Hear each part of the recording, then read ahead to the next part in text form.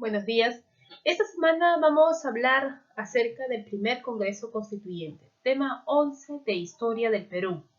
Como nosotros sabemos, el Congreso estuvo marcado por una fuerte tendencia liberal y sobre todo republicana, abogada por la formación de un gobierno parlamentario, es decir, con un ejecutivo débil. Estuvo presidido por Javier de la Luna Pizarro. Entonces, en nuestros siguientes diapositivas, nosotros vamos a estudiar cómo se forma o con qué fin se forma este Congreso Constituyente, qué acciones va a tomar para eliminar o expulsar a los realistas que se encuentran al sur de Lima.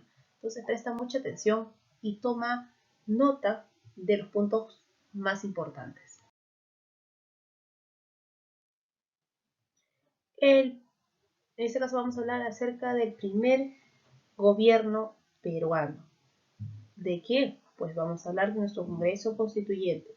La primera convocatoria a Congreso Constituyente fue realizada por el general Don José de San Martín mediante un decreto número 146, el 27 de diciembre de 1821. O sea que nuestro primer Congreso en el Perú, se va a formar en el año de 1821.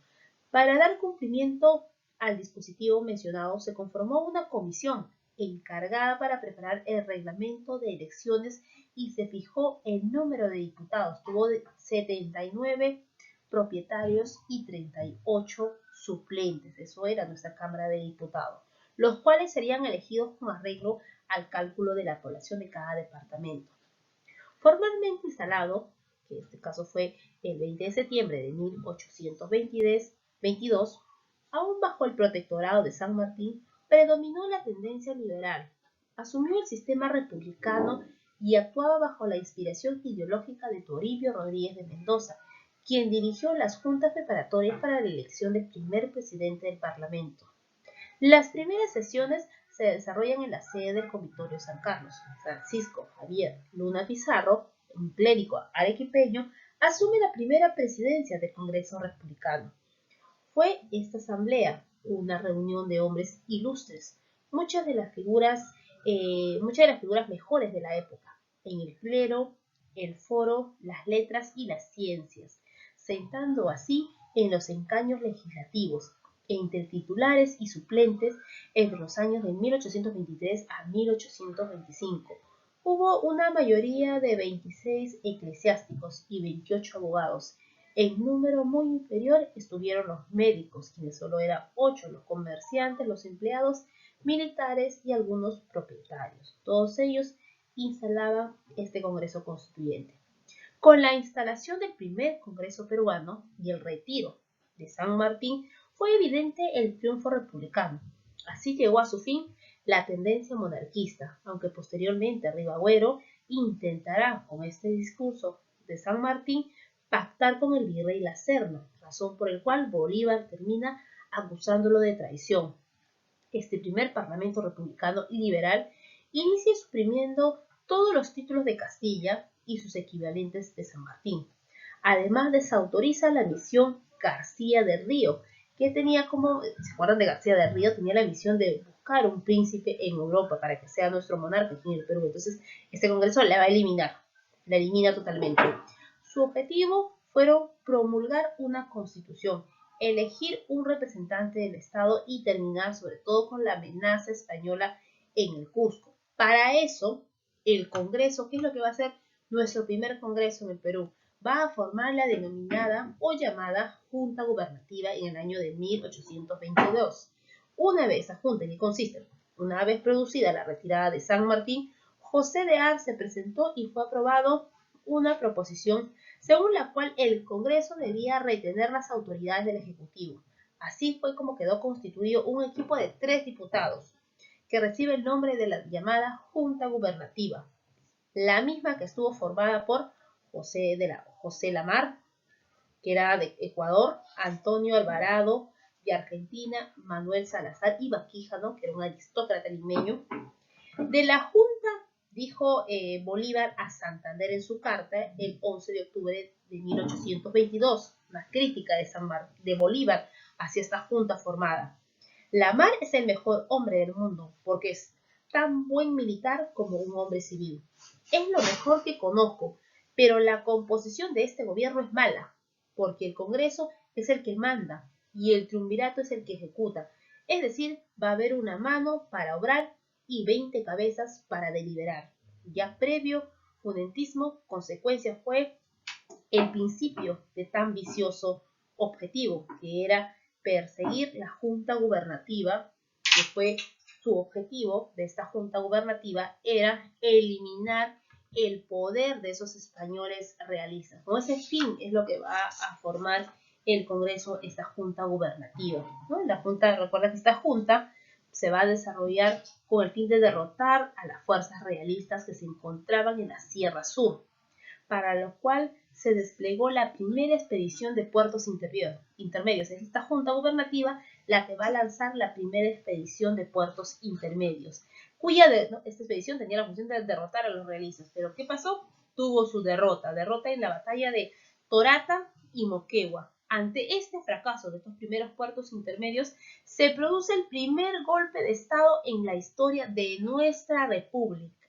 conocida como el Motín de Balconcillo, que va a estar dirigido por Andrés de Santa Cruz. El Congreso destituye la Junta, o sea, que la va a eliminar, y nombra como presidente de la República a José de la Riva Agüero. Entonces, ¿qué es lo que va a pasar? Pues debido a que fue un fracaso estas primeras expediciones de puertos intermedios para eliminar a los realistas, Santa Cruz se levanta ante el Congreso y debido a la presión el Congreso decide nombrar a un presidente. ¿A quién lo nombra? Pues a José de la Riva Agüero. Y es así, como en nuestra historia de Perú, que nuestro primer presidente de la historia constitucionalmente, porque lo aprobó el Congreso, va a ser José de la Riva Agüero. Ahora, en la siguiente diapositiva, hablaremos de su gobierno. El gobierno de José de la Riva Agüero, que fue designado por el Congreso el 28 de febrero de 1823. Ribagüero continúa con las guerras contra los españoles. Para ello, dispuso la segunda expedición a puertos intermedios. En este caso, bajo órdenes de Andrés de Santa Cruz. La expedición consiguió derrotar a los realistas en Cepita.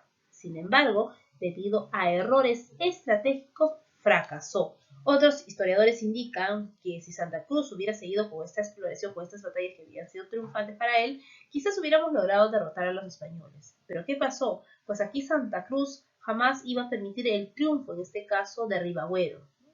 Que lo galardonen como haber expulsado a los realistas. ¿Por qué? Porque Santa Cruz también ambiciona la presidencia aquí en el Perú. Por eso decidió no seguir con estas batallas. ¿Y esto qué originó? Pues originó que los realistas empiecen también a obtener más triunfos y lleguen o retornen otra vez a Lima. Y sobre todo se van a apoderar del puerto del Callao. Depuesto por el Congreso, o sea, destituido por el Congreso, que en su momento lo había nombrado como presidente, Ribagüero va a establecer en Trujillo un gobierno también paralelo. Se va a proclamar presidente Ribagüero, después que el Congreso lo destituye. El propio Congreso va a dividirse, ya que el Congreso en Lima va a encargar la presidencia a José Bernardo de Tagle, o también llamado el Marqués Torre Tagle. En medio de esta crisis, arriba San Martín, que en este caso, con una aureola de general victorioso, reclama ciertos beneficios al Congreso peruano a cambio de nuestro proceso de independencia o de la expulsión definitiva de los realistas. Esto ya será en nuestra siguiente clase. Ahora hablaremos acerca del gobierno de quién, del Marqués de Torre Tagle. El gobierno de Torre Tagle. El 22 de junio de 1823, el Congreso declara que Ribagüero cesaba en el ejercicio de sus funciones y en la sesión del 23 lo exonera del mando, ingresando las fuerzas patriotas a Lima, y Sucre delegó el mando político a José Bernardo Tagle el 17 de julio, o también llamado el Marqués de Torre Tagle. Reunió al Congreso, al que incorporaron los diputados más hostiles, o sea, colocaron al Congreso los enemigos de Ribagüero.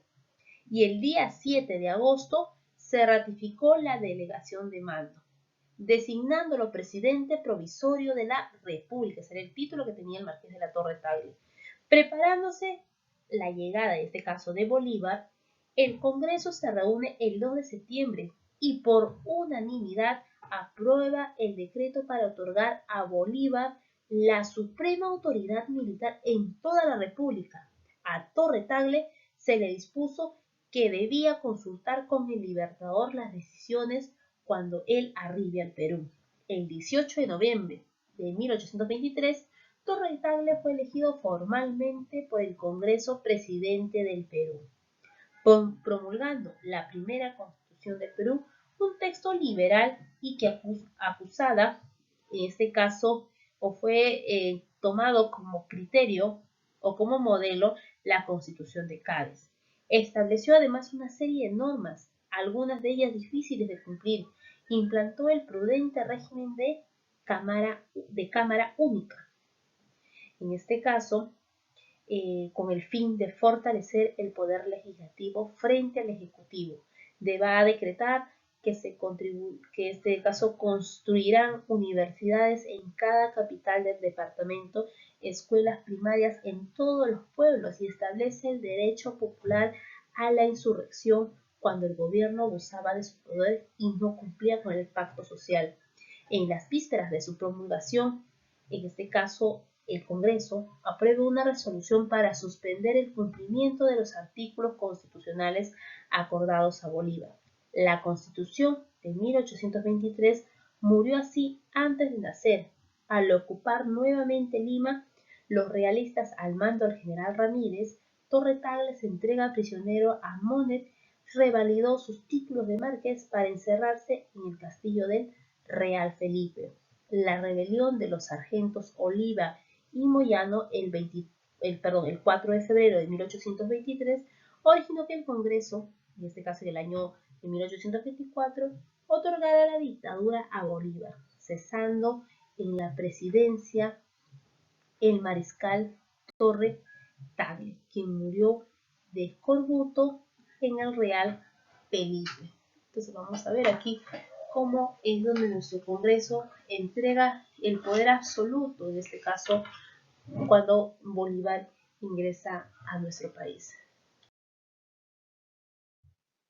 Y por último, como una manera de retroalimentar, de repasar, porque este tema ustedes ya lo han visto en primaria, vamos a hablar un poco acerca de nuestras primeras banderas del Perú.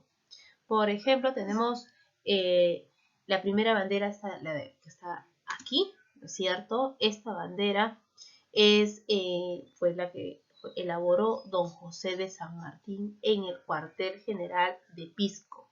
Dicta un decreto de fecha el 21 de octubre de 1820 que, entre otros, dice: por cuanto es incompatible con la independencia del Perú, la conservación de los símbolos, el dilatado tiempo de su opresión, se decreta adoptar por bandera nacional en este caso del puna seda o lienzo de 8 pies de largo y 6 de ancho, así dividida por dos líneas, como se puede apreciar aquí, dos líneas diagonales en 4 campos blancos, 2 en el extremo superior y 2 en el inferior, y encarnados los laterales con una corona de laurel.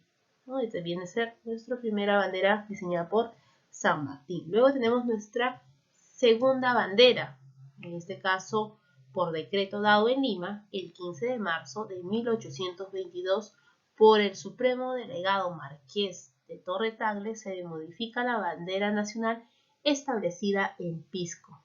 Como se puede apreciar ahí en la parte superior, esta bandera fue modificada por órdenes de Torre Tagle.